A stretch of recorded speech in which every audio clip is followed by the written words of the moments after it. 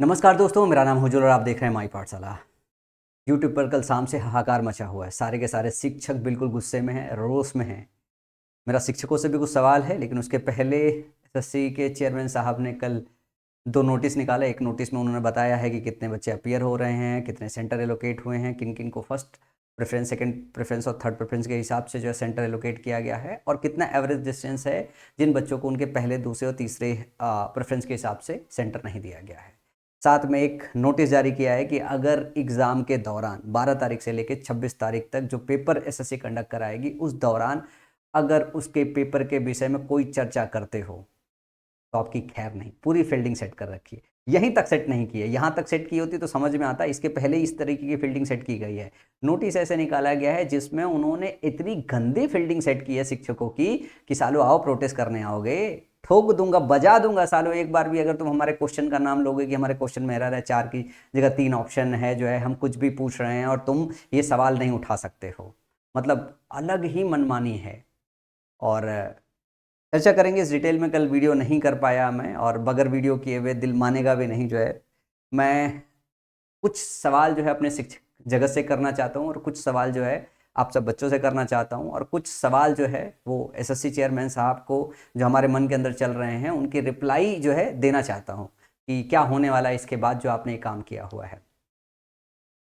तो सबसे पहले सारे शिक्षक जगत से एक सवाल, मेरी ये वीडियो सारे शिक्षकों को साझा कीजिएगा कि मैं इस टाइम पे, ऐसे समय पे जब एग्ज़ाम के कुछ दिन बचे हुए, इस तरीके का सवाल क्यों पूछ रहा हूँ। सवाल इसलिए पूछ रहा हूँ क्योंकि जब लड़ाई सारे शिक्षक जगत ने एक साथ मिल के लड़ना चालू किया था, तो ये लड़ाई क्यों रोकी गई, क्यों ईगो में आप लोगों ने एक दूसरे को जो है कहासुनी करना चालू कर दिया। बाकी शिक्षक भी तो गए थे, क्या 2 शिक्षक ही सबसे इंपॉर्टेंट थे कि जो सारे बच्चों को रिप्रेजेंट कर रहे थे और रिप्रेजेंट भी कर रहे थे? बाकी सारे शिक्षक पूरे देश भर के आए थे, तो अपना ईगो साइड में नहीं रख सकते। और ईगो साइड में नहीं रख सकते हो और आपस में लड़ जाओगे, ईगो की वजह से भिड़ जाओगे, तो फिर तो चेयरमैन साहब फील्डिंग सेट करेंगे ही करेंगे। और चेयरमैन साहब ने क्या फील्डिंग सेट की है? सेट किया है कि पेपर जो है आप जब चल रहा है तब एनालिसिस नहीं कर सकते हो, उसके बाद उसका जो पेपर का सोल्यूशन आता है, जो आंसर की आती है, उसके बाद भी आप क्वेश्चन पेपर डिस्कस नहीं कर सकते, उसकी बुकलेट नहीं बना सकते हो, प्रैक्टिस नहीं करा सकते हो, डिस्कशन नहीं कर सकते हो। मतलब हद ही हो गई यार, अलग ही है यार। मतलब आपके पूरे कॉन्स्टिट्यूशनल राइट की भी माँ बहन कर दी है। तो एसएससी चेयरमैन साहब को मेरा एक संदेश है, एक मैसेज है कि कुछ देर की खामोशी है, अभी पूरा शोर बाकी है। आप 12 तारीख को एग्जाम कंडक्ट तो कराइए। हम नहीं करेंगे जो है क्वेश्चन पेपर शेयर, जो है कुछ नहीं करेंगे, एक भी क्वेश्चन नहीं बताएंगे। एग्जाम खत्म हो जाएगा तो भी क्वेश्चन शेयर नहीं करेंगे। आप छीन लो हमारे कॉन्स्टिट्यूशनल राइट्स। सुप्रीम कोर्ट तक वैसे घसीटे गए हो और गंदी तरीके से घसीटे जाओगे। लेकिन आप सोच के देखो कि 12 तारीख को अगर आपने एग्जाम सही से कंडक्ट नहीं कराया, क्या होगा। ये बच्चे, ये शिक्षक, वैसे तो अभी शिक्षक में थोड़े डिफरेंसेस आ गए थे, लेकिन अभी आपको क्या लगता है कि अगर उनसे क्वेश्चन कराने, उनसे पढ़ाने के राइट्स को छीन लोगे तो अगली बार क्या ये आपस में लड़ते भिड़ते रहेंगे? इकट्ठा होकर जो हंगामा काटेंगे आपको अंदाजा नहीं है। एक मास्टर साहब ने हमारे अपने खुद के एक क्वेश्चन बनाया। मैं चाहूंगा कि सारे के सारे लोग क्वेश्चन और क्रिएटिविटी हमारे मास्टर साहब को देखो। मतलब ऐसे समय में गुस्सा कैसे फूटता है। क्वेश्चन बनाया रीजनिंग का मेरे अनुभव सर ने। उन्होंने लिखा हुआ है कि ये फ्रेश एंड वर्जिन कंटेंट है। हमारे जो है चेयरमैन साहब के हिसाब से, इनको चोरमैन कह लो, चेयरमैन कह लो, जो मर्जी है वो कह लो, जो है लिखा है उन्होंने, क्वेश्चन बनाया है in a certain code language. SSC is a dictator, reasoning का क्वेश्चन है, रीजनिंग के मास्टर हैं। Is written as chor corrupt commission. Chorman is deep is written as slow dumb commission. What is the code of Chorman? Slow dumb commission, slow और dumb, ये आपके options है। इस सवाल का जवाब देने वाले बच्चे को जो सबसे पहले इसका जवाब देगा, ठीक है ना, और अगर सही जवाब आया तो बच्चे को मैं 1000 रुपए का प्राइज मनी दूंगा।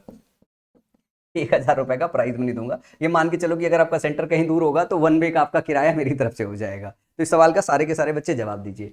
थोड़ा सा नोटिस डिस्कस कर लेते। वैसे सारे शिक्षकों ने आपके साथ नोटिस डिस्कस कर ही लिया होगा। ये लंबा चौड़ा नोटिस है जिसमें उन्होंने खूब लंबी चौड़ी बीसीबाजी काटी है, लेकिन मैं इसमें आपको इसका क्रक्स बताए दे रहा हूँ। ये आपके कॉन्स्टिट्यूशनल राइट का हनन है, जिसमें freedom of expression article 19(1)(a) of Indian constitution के हिसाब से आपका जो राइट्स है ना, उसका हनन है। तो ये वैसे ही वैलिड नहीं हो सकता, आपको पता है। जल्दी ये रिवीजन में लेंगे, नहीं तो सुप्रीम कोर्ट में ऐसे चैलेंज किए जाएंगे कि हक्का बक्का इनका बंद हो जाएगा। Student, teachers and coaching institution usually discuss exam paper after exam for learning feedback and preparation. This circular prohibit discussion, analysis और even sharing of question, directly restricting academic dialogue and freedom of expression, academic rights and learning process ये hamper कर रहा है। तो teacher and student have the right to analyse papers to improve teaching learning by criminalising even discussion. ये काम कर दिया है कि अगर डिस्कशन आप कर रहे हो तो उसको क्रिमिनलाइज कर दिया हुआ है। This right is restricted.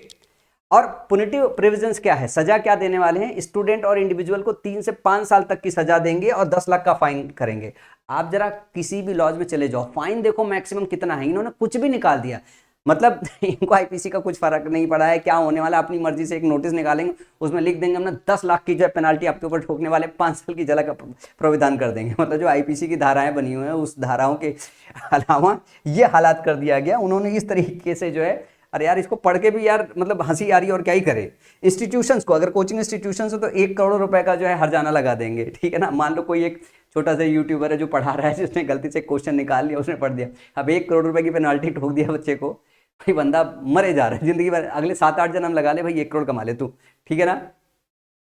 Disqualification from exams, अरे भाई अगर इंस्टीट्यूशन है, अच्छा डिस्क्वालिफिकेशन स्टूडेंट को कर रहे हैं, कॉस्ट रिकवरी कर रहे हैं, ऑर्गेनाइज क्राइम 5 से 10 ईयर का सजा होने वाला है और 1 करोड़ से ज्यादा का सजा है।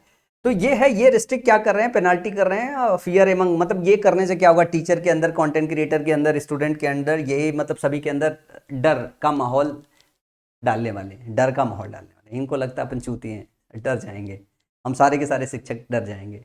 अरे डिपार्टमेंट में जितने बैठे हुए लोग हैं ना, वो भी हमारे पढ़ाए हुए हैं, चाहे मैंने पढ़ाया हो, चाहे किसी और शिक्षक ने पढ़ाया हो, चाहे विकास दिव्य सर ने पढ़ाया हो, चाहे उनसे पहले कोई अच्छे शिक्षक हो, मतलब इस शिक्षकों को डरा रहे हैं, दुनिया पढ़ा रहे हैं और ये हमें सिखा रहे हैं कि भैया हम ठोक देंगे पेनाल्टी, अलग ही लेवल की है। और ऐसी बात है ना कि कुछ कोचिंग इंस्टीट्यूशन से कभी न्यूज आया हुआ था, पता चला जो है कि बिहार में नीट के जो एस्पिरेंट्स से जो कोचिंग माफिया थी वो मिलके पता नहीं वहाँ की जो दरोगा भर्ती थी उसमें जो है धांधली में शामिल थे, वो निकल के आया। तो कई बार कोचिंग इंस्टीट्यूशंस कुछ ऐसे निकल के आ जाते हैं, हर जगह गंदगी होती है यार। तो इस तरीके की कोचिंग इंस्टीट्यूशंस ही अगर मिलके ये धांधली करवा रहे हैं तो क्या होगा, कोचिंग इंस्टीट्यूशंस में भी नकल कसी जाएगी।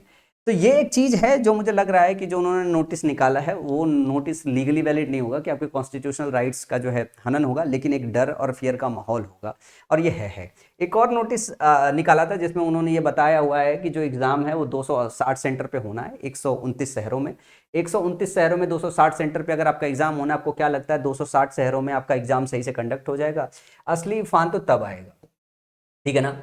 28,14,404 मतलब 28 लाख बच्चे हैं जो इतने अपियर हो रहे हैं, 93% को फर्स्ट सेकंड थर्ड प्रेफरेंस के हिसाब दिया है, 7% बच्चों को नहीं दे पाए जिनको एवरेज 168 किलोमीटर है। यहाँ एवरेज लिखा है, किसी बच्चे को 50 किलोमीटर दिया है, किसी बच्चे को 1000 दिया है, एवरेज निकाल के लिखा हुआ है।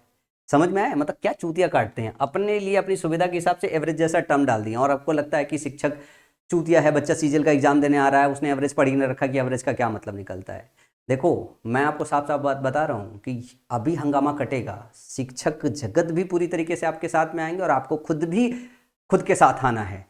एक स्टूडेंट यूनियन का जो कंसेप्ट दिया था मैंने, जिसमें 6000 बच्चे जुड़े हुए हैं, उस ग्रुप को इस टाइम पे पक्का आप सारे के सारे ज्वाइन कर लो। अगर आप अभी भी उस यूनियन को बड़ा नहीं करते, उसको ज्वाइन नहीं करते, आप किसके सामने जो है आवाज़ फैलाओगे, किसको बोलोगे अगर आप खुद में संगठित नहीं हो? अगर आप खुद में संगठित हो तो शिक्षक इस वक्त बौराए हुए हैं कि हमको क्वेश्चन एनालिसिस कराने नहीं देंगे, हमें पढ़ाने नहीं देंगे, तो हम जाएंगे कहाँ, क्या पढ़ाएंगे? बगैर डेटा आए हुए जो हम पहले आ जाते हैं, मैं एनालिसिस कराऊंगा पहले, ये पूरा का पूरा क्वेश्चन यूं ही फंसा दूंगा। मास्टर क्या कंटेंट क्रिएट करेगा यार, मतलब आंख ही बंद करेगा, कुछ पढ़ा रहे हैं, आ कुछ रहा है, पढ़ा कुछ रहे हैं, उससे क्या फ़ायदा? एग्ज़ाम की तैयारी के लिए एग्ज़ाम का प्रिपरेशन कराना पड़ता है। तो ये अगर चीज़ें होंगी तो हंगामा कटेगा, थोड़ा बहुत नहीं, बहुत ज़बरदस्त हंगामा कटेगा। और ध्यान रखिएगा कि ये 260 सेंटर पे ये तमीज़ से एग्ज़ाम कंडक्ट करा ले जाए ना चेयरमैन साहब, वही बड़ी बात है। और आप सब लोगों को शांति से वेट करना चाहिए जो उन्होंने निकाल दिया ये नोटिस। उस नोटिस के साथ साथ मैं तो ये कहता हूँ, जैसे कहते हैं ना शेर घायल होता है तो पहले 2 कदम पीछे हटता है फिर झपट्टा मारता है, तो सारे के सारे बच्चे यूनियन में इकट्ठा हो जाओ और नीचे डिस्क्रिप्शन बॉक्स में कमेंट में मिल जाएगा। और अगर कुछ गड़बड़ होता है, कुछ भी गड़बड़ होता है, एक साथ शोर मचाओ। और ऐसा नहीं लगता कि शिक्षक नहीं आएंगे, दोबारा आएंगे, इनके आपस के डिफरेंसेस आपके लिए कभी भी दूर हो जाएंगे। अभी देखना फिर से वापस जो है आदित्य रंजन सर और अविनाश शर्मा सर एक साथ ही बैठ जाएंगे, सब के सब बैठ जाएंगे। यार ऐसे सोचो, मेरी और गगन सर की बात कितने सालों में नहीं हुई, और प्रोटेस्ट के दौरान हम वो आधे घंटे तक साथ में बैठे रहे। मतलब 18-19 के बाद 2025 तक 6 साल हो गया था, हम एक साथ कभी ना मिले हैं ना बात किए हैं। हमारे डिफरेंसेस नहीं थे, पर आप सबके लिए वो सारे डिफरेंसेस खत्म हुए। हम आधे घंटे बैठे, डिस्कशन किए कि हम कैसे काम करेंगे, इनके भी डिफरेंसेस दूर हो जाएंगे। और हाँ, सारे के सारे लोग यूनियन ज्वाइन करना ना भूलिएगा। और दूसरा, इस सवाल का जवाब देने वालों को मेरी तरफ से 1000 रुपये का इनाम, वन वे जो है टिकट मिलेगा। और मेरा नंबर है, जिसको जब आप पता हो तो मेरे इस नंबर पे भेज देना 9696102401, ठीक है ना।